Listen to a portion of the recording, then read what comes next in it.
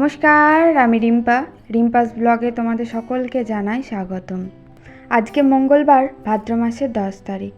আজকে আমাদের জন্মাষ্টমী, কালকে 9 তারিখে ক্যালেন্ডার মতো হয়ে গেছে, কিন্তু আজকে আমাদের। সকালবেলা উঠে ফ্রেশ হয়ে চলে এসেছি ছাদে, কারণ ছাদটা কালকে অর্ধেক পরিষ্কার করেছি জানো, আর বাকিটুকু পারিনি, তাই সেটা পরিষ্কার করে নিলাম। আর প্রায় দিনই সকালে ছাদে আসলে এই চালের কৌটোটা নিয়ে আসি, পাখি কাঠবিড়ালি যেগুলো আছে তাদেরকে খেতে দেওয়ার জন্য। চালটা দেওয়া মাত্রই দেখো ওরা চলে এসেছে খেতে। এই বৃষ্টির দিনে ওরাও সেই খাবার খুঁজছে।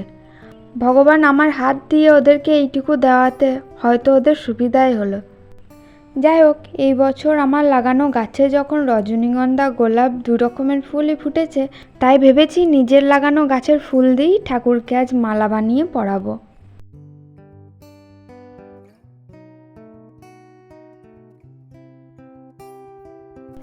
ফুল তুলে রাখার পর আমার আর ভিডিও বানানো হয়নি। এখন বাজে বিকেল 5টা। ছাদে এসেছি একবার পদ্ম পাতা নিতে।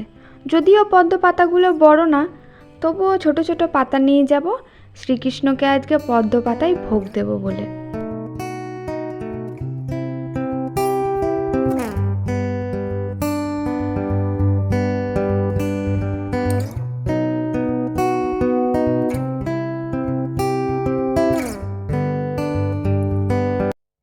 ছাদে থেকে নিচে এসে দেখছি মা লুচি ভাজা শেষ করে বড়া ভাজার পর্ব শুরু করেছে, আর এদিকে বাবা উনানে জাল দিচ্ছে আর বসে বসে লুচি ভাজা খাচ্ছে। কেমন হয়েছে? লুচি ভালো ময়াম দিয়েছি, যা মন দিয়েছি। হ্যাঁ, বেশি করে ময়াম দিতে হবে। নুন চিনি ভালো করে ময়াম দিয়ে মাখিয়ে দিয়েছি। এবছর মাকে বলেছি ওই এত এত বড়া, এত এত লুচি, কচুরি না করতে। অন্যবার জানো তো তালের লুচিও করে মা, কিন্তু এবার আর সেটা করতেও না করেছি, কারণ তালের লুচি ভাই খাবে না বলেছে, এমনি লুচিই খাবে। তাই শুধু লুচিটাই করেছে মা, আর এখন বড়া ভাজছে, তারপরে কচুরি আর ঝাল বড়াটা বানাবে। আর এদিকে আমিও চলে এসেছি ঠাকুর ঘরে। প্রায় সন্ধে হয়ে গেছে, তো ঠাকুরের ভোগের জন্য তালের বড়া আর কচুরির জোগাড়টা করতে চলে এসেছি ঠাকুর ঘরে। প্রথমে আমার করার কথা ছিল না, মায়েরই করার কথা ছিল। আমি শুধু বলেছিলাম আমি জোগাড় করে দেবো, ভাজার দায়িত্বটা তোমার। তো তারপরে মা বললো যে মায়ের এইদিকে ভাজতেই অনেক লেট হয়ে যাবে, তাই আমাকেই করে নিতে বললো। জানো, আমি এই বছর প্রথম জন্মাষ্টমীতে ভগবান শ্রীকৃষ্ণের ভোগের জোগাড় ও ভোগ ভাজব। তবে অনেক কয়েক বছর আগে জন্মাষ্টমীতে 3 বছরের উপোস করে নিয়েছি। জন্মাষ্টমীর উপোসের নিয়ম হচ্ছে জন্মাষ্টমীর আগের দিন নিরামিষ খেয়ে পরের দিন মানে জন্মাষ্টমীর দিন সকালে স্নান সেরে ঠাকুর বাড়ি মানে যেখানে শ্রীকৃষ্ণের পুজো হয় তাদের বাড়ি পুজো দিয়ে আসতে হয়। তারপরে সারাদিন কাটিয়ে সন্ধ্যের সময় বা রাতে যখন পুজো হবে তখন পুজো দেখতে হয়, ভগবান শ্রীকৃষ্ণের শতনাম শুনতে হয়। তারপর পুজো শেষে প্রসাদ নিয়ে বাড়ি আসতে হয়। সেদিন রাতে বাড়ি ফিরে অন্ন গ্রহণ করতে পারবে না, কিন্তু শুধু লুচি বড়া এইসব খেতে পারবে। তোমাদের সাথে কথা বলতে বলতে আমার প্রায় ভোগের জোগাড় করা হয়ে গেছে। আর হ্যাঁ, মাঝে একবার বনি আর ডনা এসেছিল। বনির এবছর নতুন গোপাল ঠাকুর নিয়েছে, সন্ধ্যের সময় কেক কাটবে, তাই যাওয়ার জন্য বলতে এসেছিল। আর এদিকে মাও বলল সন্ধ্যেটাও দিয়ে দিতে।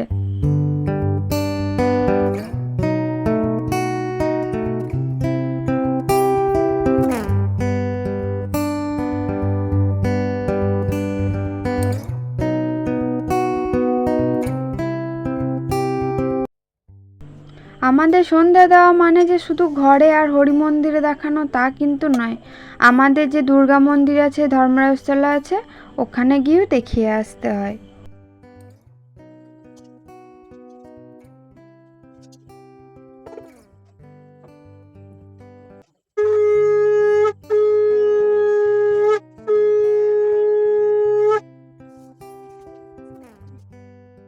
আমার সন্ধে দিতে দিতে বাবা এদিকে গ্যাস আর ওভেনটা ঠিক করে সেট করে দিয়েছে। তো চলো এবার ভগবানের ভোগের বড়া কচুরিগুলো ভেজে নেওয়া যাক।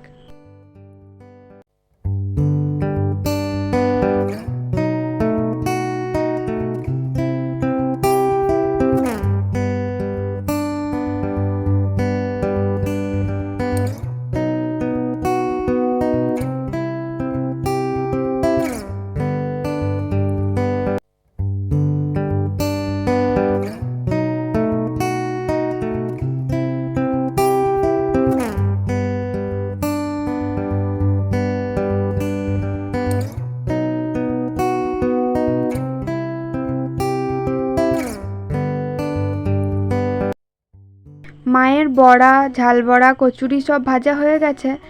আমার কাছে এসে বলে দিচ্ছিল কিভাবে কচুরি ভাজতে হয়। আর যেখানে মা আর আমি আছি সেখানে ঠাকুমা থাকবে না তাই কখনো হতে পারে? কারণ ঠাকুমা যে আমাদের ছাড়া 5টা মিনিটও থাকতে পারে না।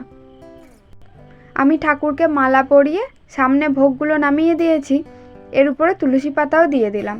এরপর মা এসে প্রদীপ জ্বালবে, ধূপকাঠি দেবে আর শতনাম পড়বে। আর ওইদিকে আমি রেডি হয়ে যাব বর্ণিদের বাড়ি। গোপাল ঠাকুর বা কৃষ্ণ ঠাকুর বা যে কোনো ঠাকুরের ভোগে কিন্তু তুলসী পাতা না দিলে সেই ভোগ অসম্পূর্ণ থেকে যায়। ভগবানের কাছে সব সময় অন্যের ভালো, সবার মঙ্গল চাইবে, দেখবে ভগবান ঠিক তোমার মঙ্গল একদিন করবেই। রেডি হয়ে বেরিয়ে পড়েছি বনিদের বাড়ি যাওয়ার জন্য। আর একটা জিনিস তোমরা লক্ষ্য করেছি কি না জানি না, আমার মুখটা কেমন হলুদ লাগছে দেখেছো? আজকে আমি হলুদ মেখেছিলাম, আর অন্ধকারে মেখেছি বলে বুঝতেই পারিনি যে এত পরিমাণ হলুদ মাখা হয়ে গেছে। চলে এসেছি বনিদের বাড়ি, আর এখানে ডনা যে স্টুডেন্টগুলোকে পড়াই তারা সব পড়তে চলে এসছে। এদেরকে দেখছি আবার হাই না বলতেই হাই করতে শুরু করে দিয়েছে। তুই এখানে কি করছিস? পড়া হয়ে গেছে তোর?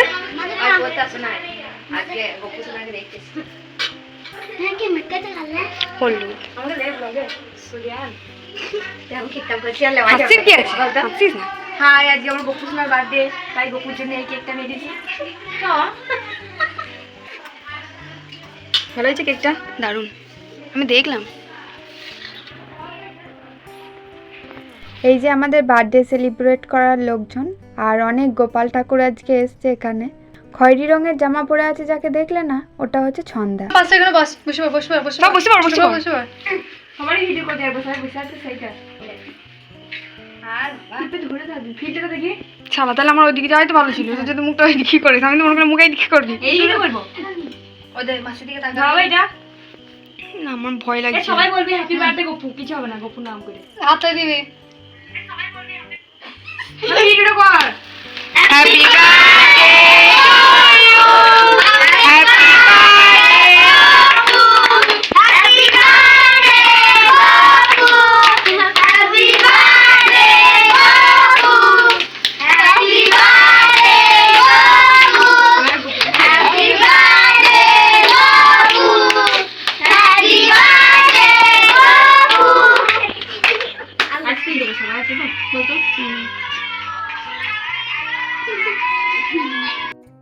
কেক কাটা হয়ে যাওয়ার পর বনি আমাকে বলল কেকগুলো পিস পিস করে দিতে, যাতে সবাইকে ভাগ করে দিতে পারে। তো আমি সেই কাজই করছিলাম, আর সবার হাতে এক পিস করে তুলে দিচ্ছিলাম।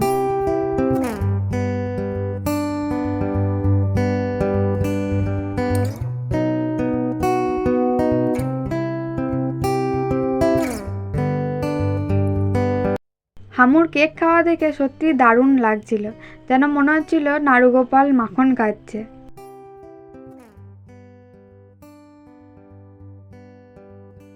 আর এদিকে ছন্দা সবাইকে প্রসাদটাও দিয়ে দিচ্ছিল। বাচ্চা ছেলেরা একটু দুষ্টুমি করে ঠিকই, কিন্তু ওরাও তো নাড়ুগোপালেরই রূপ, তাই ওদেরকে ছাড়াও দেখবে কোনো অনুষ্ঠান বলো বা কোনো কিছুই, কোনো পুজো কিছুতেই যেন মানায় না।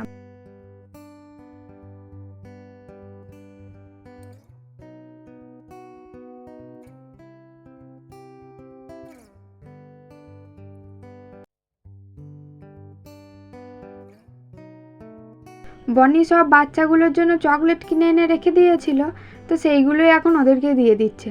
কিন্তু তাই বলে ওদের ছুটি হয়নি, ওদের সাথে আমিও বাচ্চা হয়ে গিয়েছিলাম, কারণ বনি আমাকেও এসে একটা চকলেট দিয়েছিল। তো চলো এবার বনি গোপাল ঠাকুরকে ঘুম পাড়াবে, তো সেটাই একবার তোমাদের সাথে শেয়ার করে দিই, তারপরে আমি বাড়ি যাব।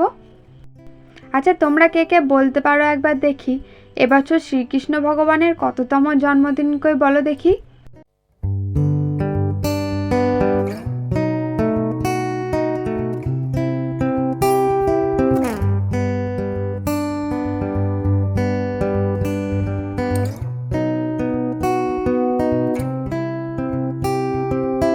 আমিই বলে দিচ্ছি, এবছর শ্রীকৃষ্ণ ভগবানের 5250 বছরের জন্মদিন।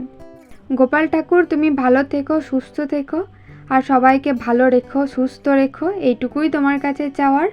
শুভ জন্মদিন গোপাল ঠাকুর। গোপাল ঠাকুরের বিছানাটা কি সুন্দর হয়েছে তাই না বনির? খুব ভালো লাগলো দেখে গোপাল ঠাকুরের বিছানাটা। গোপাল ঠাকুরকে এইভাবে পুজো করছে বনি, দেখে সত্যিই খুব ভালো লাগলো। আজকের ব্লগটা তাহলে এখানেই শেষ করছি। দেখা হবে আবার পরের দিন পরের একটি ব্লগ নিয়ে। ততক্ষণের জন্য সবাই সুস্থ থাকবে, সাবধানে চলাফেরা করবে, কাছের মানুষগুলোকে ভালো রাখবে। আর ব্লগটা কেমন লাগলো আমাকে অবশ্যই কমেন্টে জানিও। ভালো লাগলে একটা লাইক করো। তো দেখা হবে আবার পরের দিন পরে একটি ব্লগ নিয়ে। ততক্ষণের জন্য টাটা, সবাই সুস্থ থেকো, ভালো থেকো।